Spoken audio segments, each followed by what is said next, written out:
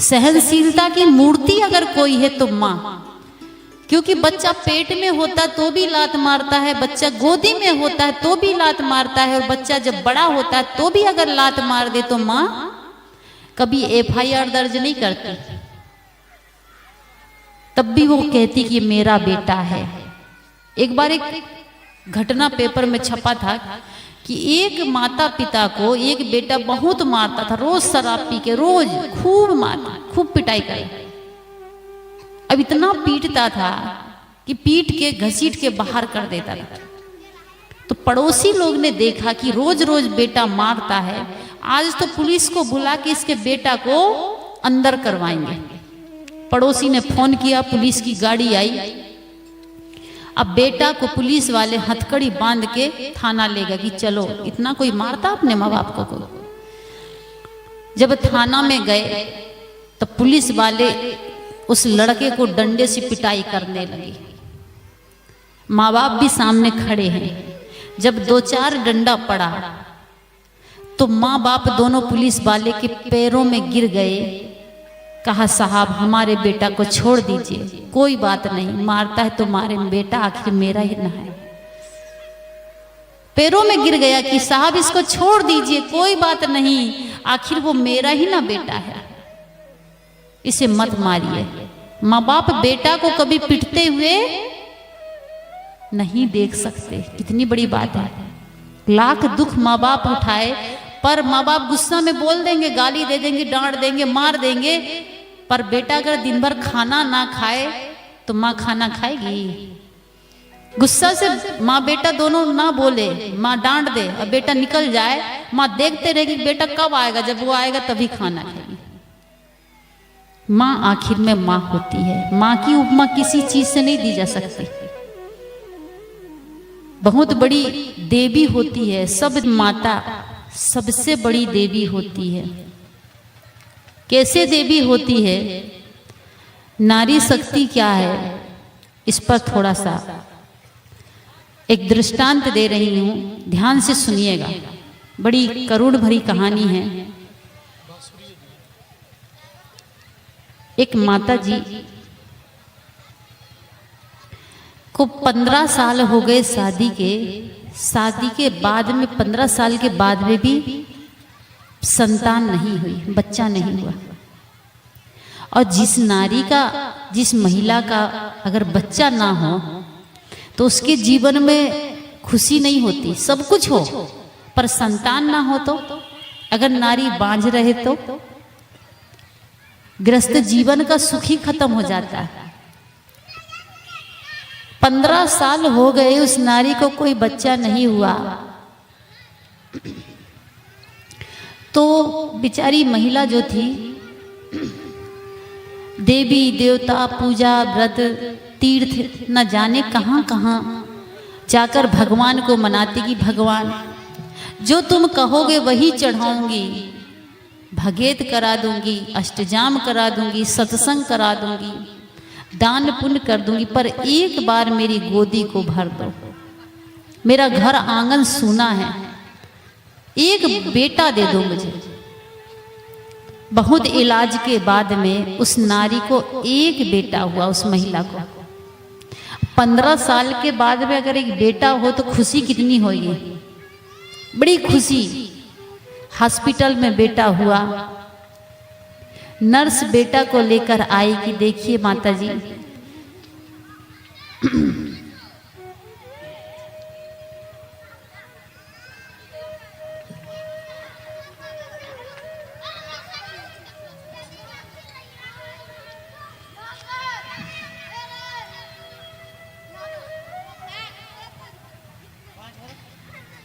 देखिए माता जी आपको बेटा हुआ है।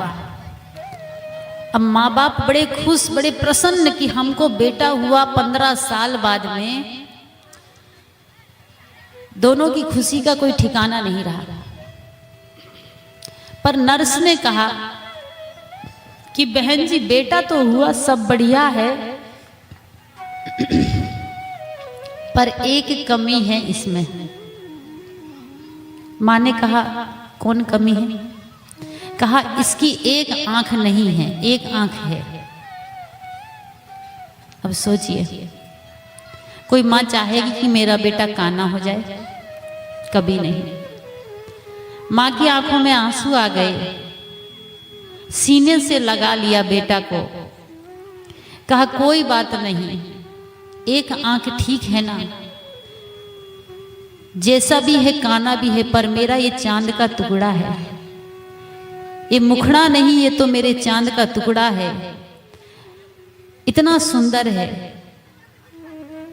कहते हैं कि बेटा को जन्म देने में, संवारने में माँ अपनी सुंदरता खो देती है, और जब बेटा जवान होता है, शादी हो जाती है, तो पत्नी की सुंदरता में माँ बाप को खो देता है।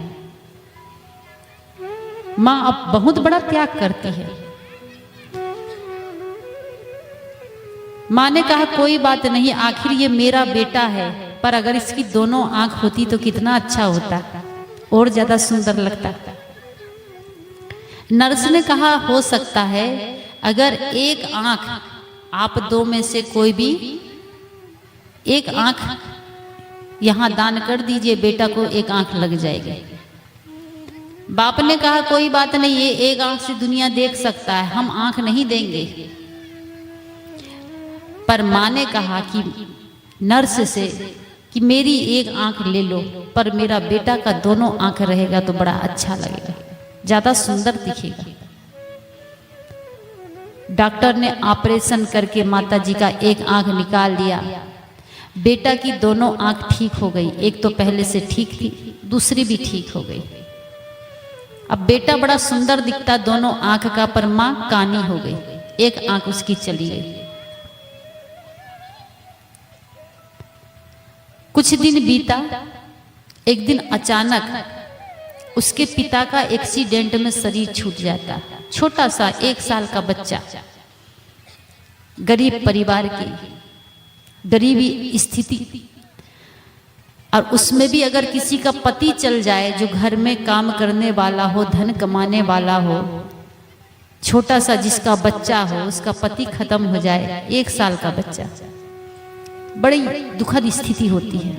गरीबी में बिचारी माताजी रो रो के हाल बेहाल की, छोटा सा बच्चा, अभी तो जीवन की शुरुआत हुई, और पिताजी इसका चल बसा, सारा भार मेरे ऊपर। दूसरे के घर में झाड़ू पोछा बर्तन का काम करती नौकरानी बनके, और बेटा के लिए सुंदर सुंदर खिलौना, सुंदर सुंदर कपड़ा। जब बेटा बड़ा हुआ 4 साल का, तो माताजी उसको एक स्कूल ले जाती है, convent school, English medium,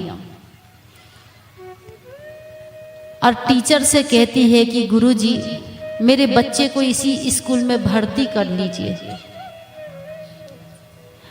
teacher देखता है कि फटे पुराने कपड़े पहनी महिला है, बच्चा तो बड़ा सुंदर है, पर लगता है कि ये गरीब है, और गरीब घर के बच्चे इस स्कूल में नहीं पढ़ते, अमीर बाप के बेटे ही इस स्कूल में पढ़ते हैं। उस महिला ने कहा कि सर जी, हमारे जो बच्चा है इसको हम पढ़ा लिखा कर कलेक्टर बनाना चाहते हैं। कितनी बड़ी इच्छा!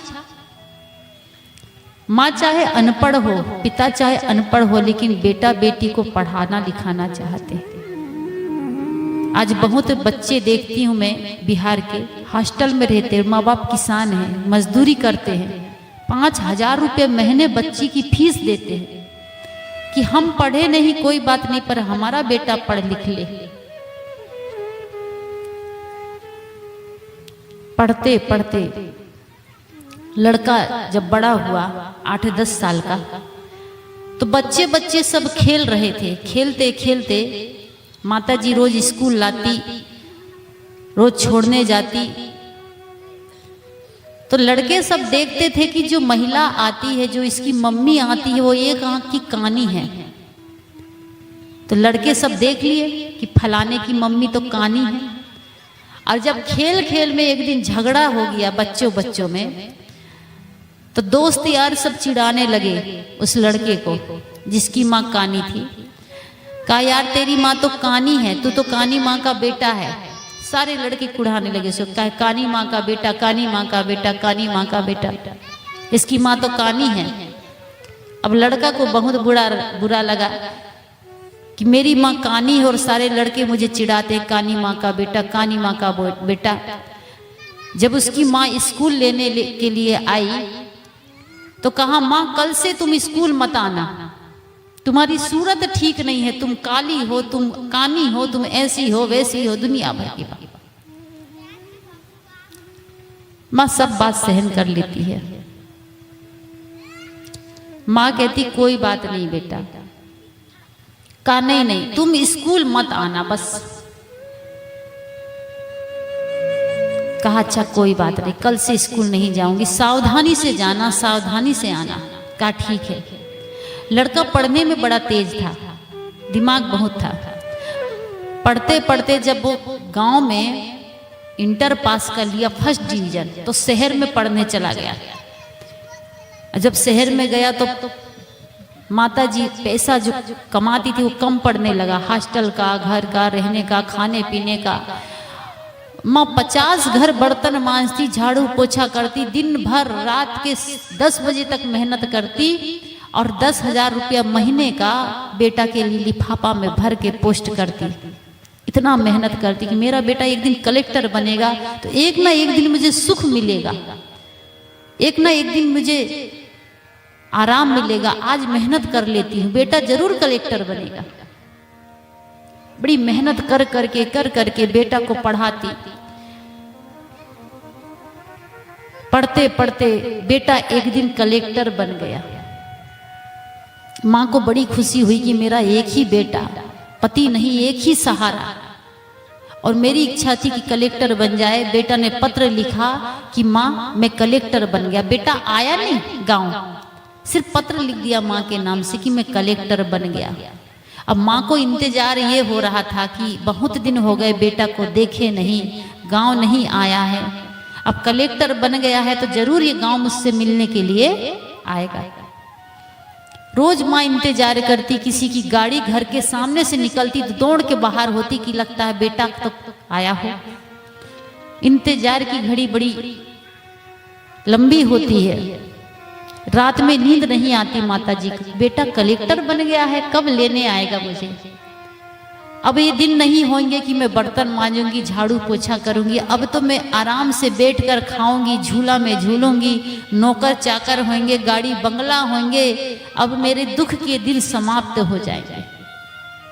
माँ बड़े आशा लगाए बैठी है। देखते देखते 1 साल बीत गया पर बेटा नहीं आया। 1 साल बाद दूसरा पत्र आया कि माँ मैंने शादी भी कर लिया, बहुत अमीर बाप की बेटी से मैंने शादी किया। माँ की आंखों से आंसू की धार बहने लगी कि बेटा का इतना इंतजार किया हमने, कलेक्टर बन गया। माँ का सपना था कि बेटा की शादी करूंगी, बड़े धूमधाम से बहू लाऊंगी, मिठाई बांटूंगी। पर बेटा ने अपनी मर्जी से शादी कर लिया और हमको बताया भी नहीं। माँ के अरमान, माँ की इच्छा अंदर ही अंदर दफन हो गई। रोते रही माँ रात भर कि कौन पाप किए थे हम कि बेटा ने शादी में बुलाया भी नहीं। जिसको मैंने मजदूरी करके, बर्तन मांज के, झाड़ू पोछा करके, कपड़ा धुल के कलेक्टर बनाया, पढ़ाया लिखाया, आज वही बेटा शादी करके पत्र लिख रहा कि मैंने शादी कर लिया। रोते रोते माँ सो जाती है। फिर भी माँ के मुख से आशीर्वाद ही निकलता है, दुआएं ही निकलती कि खुश रहे, कोई बात नहीं।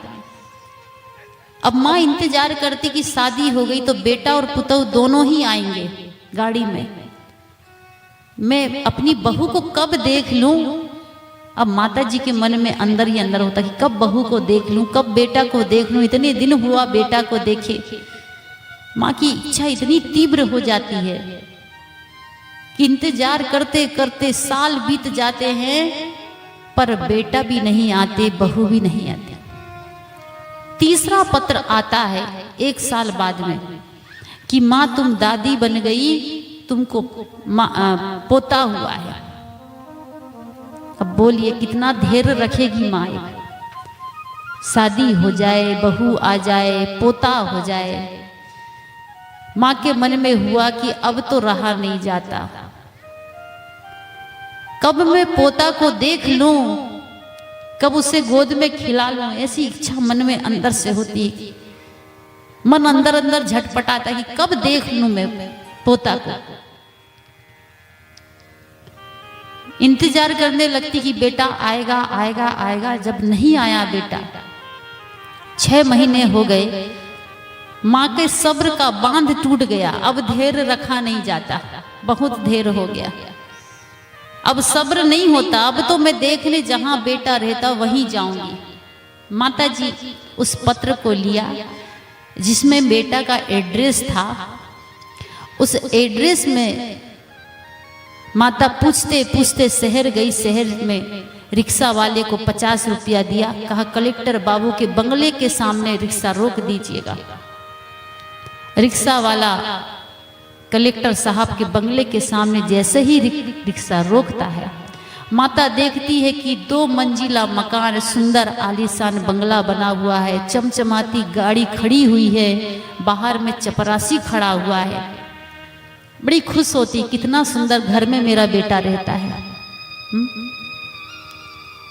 दौड़ी दौड़ी माता जी बच्चे के लिए कुछ कपड़े लाई थी, कुछ खिलौना लाई थी, कुछ मिठाई लेके आई थी। संदेश में मिलने के लिए जा रही, पहली बार पोता को देखूंगी, पहली बार बहू को देखूंगी, तो बहू के लिए भी एक साड़ी ले आई। सबको एक थैला में भर के सिर में लेके, जैसे ही बंगला की तरफ अंदर घुसने के लिए होती है तो गेट में एक चपरासी खड़ा हुआ था। चपरासी ने देखा कि फटे पुराने कपड़े पहनी, काली कलूटी कानी, ये बुढ़िया कहाँ अंदर चली आ रही है। कहा ये बुढ़िया कहाँ जा रही हो? कहा अपने बेटा से मिलने जा रही, पोता को देखने जा रही। कहा अपनी शक्ल आईना में देखी हो, चेहरा देखा दर्पण में? एक कलेक्टर साहब का बंगला है और तुम गांव देहात की महिला, न तुम्हारा कपड़ा बढ़िया है, न तुम्हारा शक्ल बढ़िया है, और कहती कि कलेक्टर बाबू मेरा बेटा है। कहा माता जी आपका बेटा का घर नहीं है, कलेक्टर बाबू का घर है, कलेक्टर साहब का घर है। कहा यही कलेक्टर ही मेरा बेटा है। कहा क्या प्रमाण है? कहा पत्र देख लीजिए। पलट अलट के चपरासी ने देखा, सही बात, ये तो पत्र इसी का है। कहा अच्छा जाइए, ऊपर में साहब रहते, ऊपर वाले कमरे में। अब बूढ़ी माता जी अपना सामान सब नीचे रख देती है कि सामान बाद में दे दूंगी, पहले पोता को देख लेती हूँ, बहू को देख लेती हूँ। दौड़ी दौड़ी सीढ़ी से ऊपर जब जाती है, देखती कि पालना में, झूलना में पोता झूल रहा है। माता जी के मन में वो सबसे पहले पोता को ही अपना गोद में लेके इसे दुलार कर लूं, प्यार कर लूं, बाद में बहू से मिलूंगी। जैसे ही गोद में पोता को उठाती है माता जी, पोता जोर जोर से रोना शुरू कर देता है। रोने की आवाज सुनकर किचन रूम से बहू आती है कि कौन आ गया, क्या हो गया। लड़का भी अपने बेडरूम में था, वो भी दौड़ा दौड़ा आया कि इतना क्यों चिल्ला चिल्ला के रोने लगा बच्चा। आके देखती है बहू तो एक बूढ़ी माता जी कानी काली कलूटी बेटा को लेके खड़ी है गोद में। वो तो डर गई, लगता है कोई ये बच्चा पकड़ने वाली बुढ़िया है, लगता है कोई भिखारिन है। हाथ से बच्चे को छीन लेती है और कहती है बुढ़िया नीचे चपरासी नहीं है कि क्या इरादा से ऊपर चढ़ गई, बेटा को ले जाओगी कि? बूढ़ी माता जी कहती है कि बहू मैं तुम्हारी सास हूं, ये मेरा बेटा है और ये मेरा पोता है। बहू घूर के देखती है काली कलूटी फटे कपड़े और कहती है कि सास है, ये पोता है। पति की तरफ देखकर कहती क्यों जी, यही आपकी माँ है, ऐसी आपकी माँ है? आपने तो कभी बताया ही नहीं कि मेरी माँ है। लड़का कहता है कि नहीं, ये मेरी माँ नहीं है। माँ ने कहा बेटा मैं तेरी माँ हूं, बहुत दिन हो गए थे देखे, रहा नहीं गया, इसलिए मैं चली आई। इंतजार करते रहे कि तू आएगा, आज नहीं तो कल आएगा। देखते देखते तेरा पत्र जैसे ही मिला कि पोता हुआ है, तुम दादी बन गई है, मुझे रहा नहीं गया। मैं तुम्हारी माँ हूं। बहू कहती है क्यों जी, क्या तुम ऐसे ही घर से हो, ऐसी तुम्हारी माँ है? लड़का कहता कितनी बार कहूंगा ये मेरी माँ नहीं है, नहीं है, नहीं है। माँ के आंखों में आंसू की धार बहने लगी कि जिस बेटा को मैंने मजदूरी करके मेहनत करके कलेक्टर बनाया, पढ़ाया लिखाया इतना मेहनत से, आज धन के नशे में, पद के नशे में आकर बेटा मुझे पहचानने से स्वीकार कर रहा है, अस्वीकार कर दिया कि ये मेरी माँ नहीं है। जिसके सहारे में जीने के लिए इतनी दिन जिंदा रही, एक सहारा, और वो भी आज छूट गया। मां समझ गई कि बड़े घर की बेटी से शादी किया है, बड़े पद में पहुंच गया है, इसीलिए बेटा मुझे पहचानने से इनकार कर रहा है। मां ने कहा कि बेटा कोई बात नहीं, मुझे लगा कि तुम मेरे बेटा हो, इसलिए मैं चली आई, तुम्हारे जैसे ही मेरा बेटा था, मुझसे गलती हो गई। रोते रोते मां सीढ़ी से नीचे उतर रही थी, आंसू की धार लगी हुई है कि अब जाऊंगी तो कहां जाऊंगी। एक सहारा और वही आज छूट गया। अब किसके द्वार में जाऊंगी, किसके घर में रहूंगी, किसको बेटा कहूंगी। जिसे हम हार समझे थे गला अपना सजाने को, जिसे हम हार समझे थे गला अपना सजाने को, वही अब सांप बन बैठा हमें ही डस के खाने को। जिसे हम जीवन की खुशी समझे थे, जिसको जीवन का आधार समझे थे, वही आज हमारी नैया को बीच धार में डुबा रहा है। बेटा ने पहचानने से अस्वीकार कर दिया कि मेरी मां नहीं है। रोते रोते मां भारी कदम से नीचे उतरती है। अब मन में एक ही भावना होती है, अब जी कर करेंगे क्या। जीती थी सिर्फ बेटा के लिए, अब बेटा ही जब नहीं रहा तो इस जीवन को रख कर करूंगी क्या। इससे अच्छा मर जाना ही ठीक है। अब मुझे जीना नहीं है संसार में। बूढ़ी माता जी नीचे आती है, चपरासी को बुलाती है, कहा बाबू एक पत्र लिख दो, 4 लाइन का एक पत्र लिख दो। चपरासी सोचता है कि कुछ लिखवा रही है माता जी, लिख देना चाहिए, कलेक्टर साहब को देना होगा। चपरासी लिखता है उस पत्र को, माता जी बोलते जाती है। अब पत्र रखकर हाथ में एक बैठक रूम था, उसमें सीलिंग फैन लटक रहा था, पंखा। माता जी अपने अचला का रस्सी बनाती है, हाथ में कागज पत्र को लेती है और उसी रस्सी में, अचले की रस्सी में ही उसी पंखा से लगाकर फांसी लगा लेती है। माता जी का तो राम नाम सत्य हो गया। अब इधर जो पति पत्नी कलेक्टर साहब हैं, तैयार होके अपने ऑफिस के लिए निकलते हैं, सूट वूट लगा के, पीछे पीछे पत्नी भी। और जैसे ही सीढ़ी से उतरते हैं, देखते हैं बैठक रूम में जो माता जी आई थी वो फांसी के फंदे में झूल रही है। जैसे ही बेटा देखा तो पैरों तले से धरती खिसक गई। ये क्या हो गया, हमसे इतना बड़ा अपराध हो गया।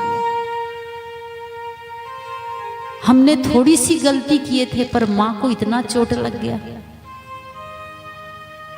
पीछे पीछे पत्नी आती, वो भी देखती है कि जो बूढ़ी माता जी आई थी वो फांसी के फंदे में झूल रही है। वो अपने पति से कहती, क्यों जी, क्या यही तुम्हारी माता जी थी? ये फांसी में क्यों झूल गई? इसने आत्महत्या क्यों कर ली? क्या बेटा बोल सकता है कि यही मेरी मां थी? जब जिंदा था तो अस्वीकार कर दिया, पहचानने से इनकार कर दिया कि मेरी माँ नहीं है। अब मरने के बाद बोल सकता है कि ये मेरी माँ थी? पत्नी पूछते रही, क्यों जी, क्या यही आपकी माँ थी? पत्नी की बात सुनकर पति कुछ नहीं कहा। पत्नी जाती है, पत्र हाथ में माँ का रखा था, पत्र लाके पढ़ती तो उसमें लिखा था, मेरा प्यारा बेटा, खूब प्यार खूब आशीर्वाद।